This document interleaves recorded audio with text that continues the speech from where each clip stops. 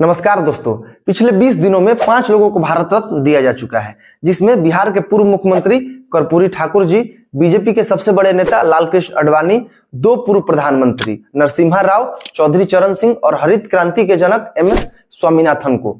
इस अवार्ड वितरण के पीछे 2 कारण हैं। पहला यह है कि ये सचमुच इस अवार्ड के काबिल थे और इनका योगदान भारत के लिए असाधारण रहा है। लेकिन इस अवार्ड का एक पॉलिटिकल एंगल भी है, क्योंकि 2019 में आखिरी बार मोदी सरकार ने प्रणब मुखर्जी को भारत रत्न दिया था, लेकिन उस समय से लेकर अब तक किसी को भी भारत रत्न नहीं दिया गया है। लेकिन अब चुनाव से कुछ दिन पहले ही एक साथ 5 लोगों को भारत रत्न देने का ऐलान किया गया है, तो इससे अनुमान लगाया जा रहा है कि इसके पीछे बीजेपी की बहुत बड़ी एक रणनीति है। तो चलिए इस वीडियो में समझते हैं कि आखिर इसके पीछे बीजेपी की कौन सी प्लानिंग है और बीजेपी को इससे क्या क्या फायदा मिल सकता है। सबसे पहले बात करते हैं बिहार के पूर्व मुख्यमंत्री और जननायक कर्पूरी ठाकुर जी के बारे में। तो इनका जन्म बिहार के समस्तीपुर जिले के पितौजिया गांव में एक नाई परिवार में हुआ था। साल 1940 में मैट्रिक की पढ़ाई पूरी करने के बाद ये स्वतंत्रता के संग्राम में भी कूद पड़े। साल 1942 में होने वाले असहयोग आंदोलन में इन्होंने भाग लिया, जिसकी वजह से इन्हें बहुत दिनों तक जेल में भी रहना पड़ा। लेकिन आजादी के बाद साल 1951 में ये पहली बार विधायक बने और साल 1967 में बिहार में बनी पहली बार गैर कांग्रेसी सरकार में ये उप मुख्यमंत्री भी रहे। इसके बाद 2 बार ये मुख्यमंत्री भी बने। अपने मुख्यमंत्री कार्यकाल के दौरान इन्होंने कई ऐतिहासिक फैसले लिए, जैसे कि पहली बार इन्होंने देश में ओबीसी को आरक्षण दिया, मुंगेरीलाल कमीशन के जरिए पिछड़ा वर्ग को नौकरियों में भी आरक्षण दिया और आर्थिक आधार पे स्वर्णों को महिलाओं को भी आरक्षण दिया और पूरे राज्य में 10वीं तक की पढ़ाई को मुफ्त कर दिया। इनको भारत रत्न देने से बीजेपी को बहुत बड़ा लाभ मिल सकता है, क्योंकि बिहार में पिछड़ा वर्ग की कुल आबादी 63% है, जिसमें कि सबसे ज्यादा 36% ईबीसी यानी अत्यंत पिछड़ा वर्ग का है और 27% ओबीसी यानी अन्य पिछड़ा वर्ग का है। और जो कर्पूरी ठाकुर जी हैं वो बिहार में पिछड़ा वर्ग के सबसे बड़े नेता हैं और सबसे बड़े फेस है, जिसपे कि बीजेपी ने अब की बार दांव लगा दिया है। और इनकी जो नाई जाति है वो बिहार के सबसे बड़े जाति समूह 36% वाले ईबीसी के अंदर आती है। इस वजह से बिहार में यादवों को छोड़कर पिछड़ा वर्ग का ज्यादा से ज्यादा वोट अब बीजेपी को मिलेगा। और इसी के साथ विपक्ष का जो प्लान था लोगों को जातियों में बांटकर उनके वोट हासिल करने का, अब वो असरदार नहीं रहेगा। दूसरे नंबर पर बात करते हैं लालकृष्ण आडवाणी जी की। तो इनका जन्म कराची में हुआ था। शुरू से ही राष्ट्रभक्ति की भावना होने से ये आरएसएस से भी जुड़े हुए थे और जब देश का विभाजन हुआ तो अपने पूरे परिवार के साथ बॉम्बे शिफ्ट हो गए और वहीं पे अपनी पढ़ाई लिखाई पूरी की। बाद में ये राजनीति में भी आए और एक समय जब देश को जातियों में बांटा जा रहा था तब इन्होंने सोमनाथ से लेकर अयोध्या तक राम रथ यात्रा की शुरुआत की और पूरे हिंदुओं को एकजुट किया। उस समय इनकी लोकप्रियता चरम सीमा पे पहुंच गई थी। बाद में इन्होंने अटल जी के साथ मिलकर बीजेपी की स्थापना की और आगे चल के ये देश के उप प्रधानमंत्री भी बने। 1984 में 2 सीटों के बाद आज जहां पे बीजेपी पहुंच गई है उसमें बहुत बड़ा योगदान आडवाणी जी का है। इतना ही नहीं, देश और राम मंदिर के लिए भी इनका योगदान असाधारण रहा है। इनको भारत रत्न देने से बीजेपी को 2 लाभ मिल सकता है। पहला यह कि जितने भी लोग राष्ट्रवाद और हिंदुत्व में विश्वास रखते हैं उन पर बहुत बड़ा असर पड़ेगा।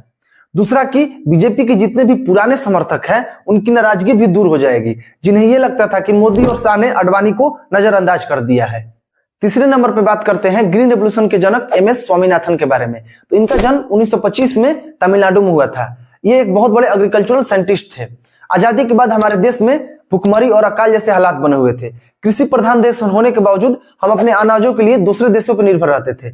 लेकिन एमएस स्वामीनाथन के ग्रीन रेवोल्यूशन के बाद आज गेहूं और चावल के उत्पादन में भारत न केवल आत्मनिर्भर बना है बल्कि दूसरे देशों को एक्सपोर्ट भी करता है और इसका सबसे बड़ा योगदान एमएस स्वामीनाथन को जाता है। इसीलिए हम इन्हें फादर ऑफ ग्रीन रेवोल्यूशन भी कहते हैं। इनको भारत रत्न देके बीजेपी ने दर्शाया है कि वो किसानों के बहुत बड़े हितैषी है और इससे पूरे देश के किसान, खास करके पंजाब, हरियाणा और तमिलनाडु के किसानों को लुभाने की कोशिश की गई है।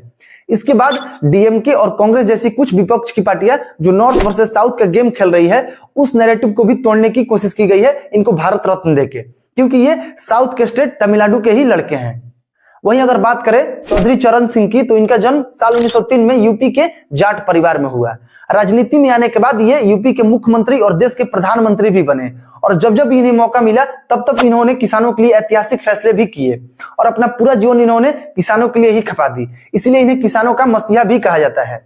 इनको भारत रत्न देके पूरे देश के किसानों को और पूरे जाट कम्युनिटी को लुभाने की कोशिश की गई है, क्योंकि आपको बता दें कि पंजाब में सबसे ज्यादा 37% जाट आबादी है। उसके बाद हरियाणा में 28 से 30% जाट आबादी है, राजस्थान में 20%, वहीं पश्चिमी यूपी में 10 से 12% जाट की आबादी है। अब ऐसे में इन राज्यों में बीजेपी को बड़ा लाभ मिल सकता है इसका।